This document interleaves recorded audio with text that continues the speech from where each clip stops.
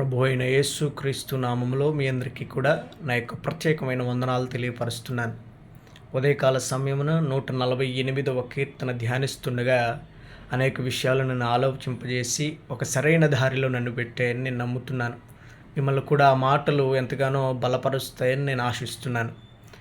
ఇక్కడ దేవుని సృష్టించినటువంటి ఈ సృష్టిలో ప్రతి ఒక్కటి కూడా అనగా మనుషులే కానివ్వండి, జంతువులే కానివ్వండి, ఎగిరే పక్షులే కానివ్వండి, పాకే పురుగులే కానివ్వండి, ఆకాశమే కానివ్వండి, భూమే కానివ్వండి, చంద్రుడే కానివ్వండి, నక్షత్రాలే కానివ్వండి, సూర్యుడే కానివ్వండి, ఎవరైనప్పటికీ కూడా ఆకాశములు ఉండే ప్రతి ఒక్క దూతల సైతం నా సైన్యములకు అధిపతిని స్తుతించేటటువంటి సైన్యము సైతము కూడా దేవుణ్ణి స్తుతిస్తున్నాయని చెప్తున్నాడు.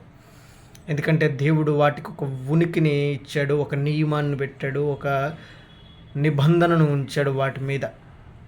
దేవుడు ఎప్పుడైతే వాటిని ఉనికిలోనికి తీసుకుని వచ్చాడో ఆయన ఎంతగానో మహిమపరచబడ్డాడు.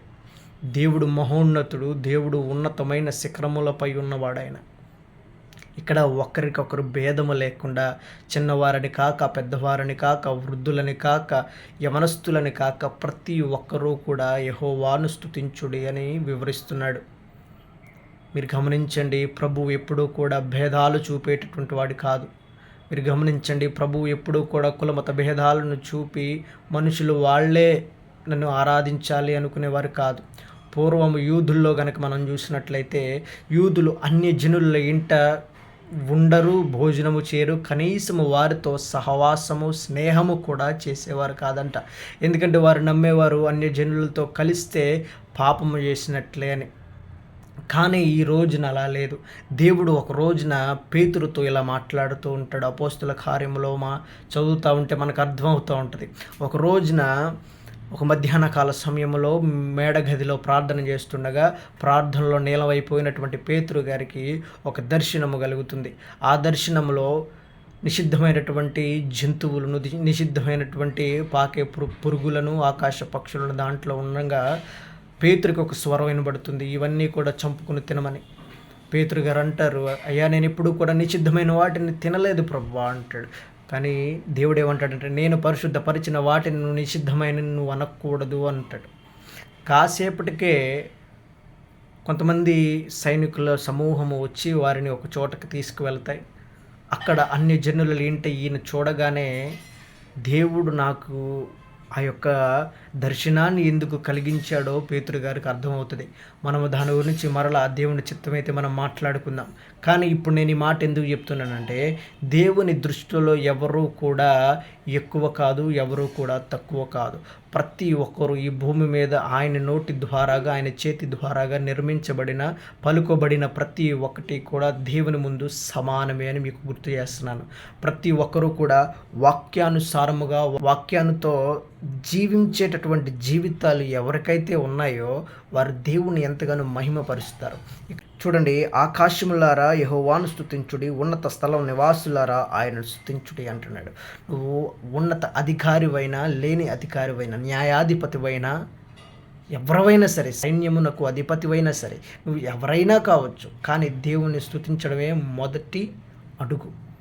అట్టి కృతజ్ఞతలతో మనం బ్రతికి ఉండాలండి. దేవుడు మనకి ఈ జీవితాన్ని ఇచ్చాడు. ఈ జీవితాన్ని ఇచ్చిన వాడిని మనం తెలుసుకోవాలి, తెలుసుకుని ఆయన్ని స్తుతించాలి. ఆయన్ని ఎరుగక మనం వేటినో చేతుల ద్వారాగా విగ్రహాలను చేసుకుని మనం స్తుతిస్తున్నాం ఈ రోజున. మీరందరూ కూడా తెలుసుకోవాలి. నేను ఈ మాటలు ఎందుకు చెప్తున్నానంటే, ఎవరు కూడా భేదములు చూపించుకోవడానికి లేదు. ప్రతి ఒక్కరూ కూడా సమానులే. చదువు ఉన్నవారైనా, లేనివారైనా, ఉద్యోగం ఉన్నవారైనా, లేనివారైనా, పెండ్లి అయిన వారైనా, అవ్వని వారైనా, ఎవరైనా దేవుని ముందు సమానులే. దేవునికి ఇష్టానుసారముగా బ్రతికి ఆయన అడుగుజాడల్లో నడిచే ప్రతి ఒక్కరూ కూడా దేవునికి ఇష్టలై ఉన్నారు. పరదేశులు ఆయనతో, ఆయన కుమారుడితో కూర్చునబోతున్నారు. అర్థమవుతుందండి. ఇక్కడ మీరు చేయవలసినది ఒకటే, ఆయనను స్తుతించాలి.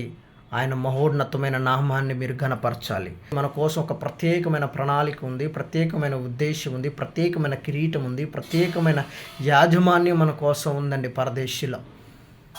అర్థమవుతుందా? అటువంటి యాజమాన్యాన్ని, అటువంటి కిరీటాన్ని, అటువంటి భోగభాగ్యాలని, సుఖ సంతోషాలని, కన్నీటి కూడా రానటువంటి ఆ ప్రదేశంలో చేరుకోవాలనే ఆశ, ఆతృత మనకి ఇప్పటి నుంచే ఉండాలి. దేవుడు రెండో రాకడ సమీపంలో ఉంది.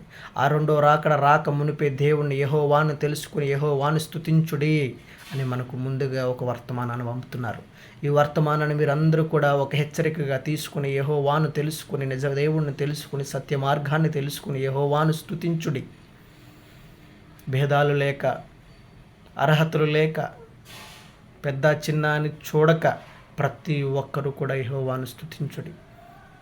ఉన్నత స్థలములపై మిమ్మల్ని నిలుపుతాడు, మిమ్మల్ని ఆశీర్వదిస్తాడు. ఈ మాటలు మీకు ఎంతో ఆదరణ కలిగించాయని నేను నమ్ముతున్నాను. మిమ్మల్ని ఎంతగానో దేవుని వైపు త్రిప్పాయని నేను నమ్ముతున్నాను. అదేవిధంగా రేపటి దినాన జార్జ్ ముల్లర్ గారి చివరి భాగంలో మనం నేర్చుకోబోతున్న మాటలు అనేకమైనవి ఉన్నాయి. రేపటి దినాన ఆ మాటలు నేను మీకు వివరిస్తాను.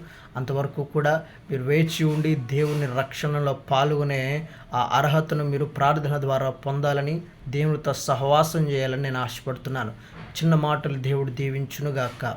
ఆమేన్. మీ అందరికీ కూడా మరొక్కసారి నా ప్రత్యేకమైన వందనాలు తెలియపరుస్తున్నాను.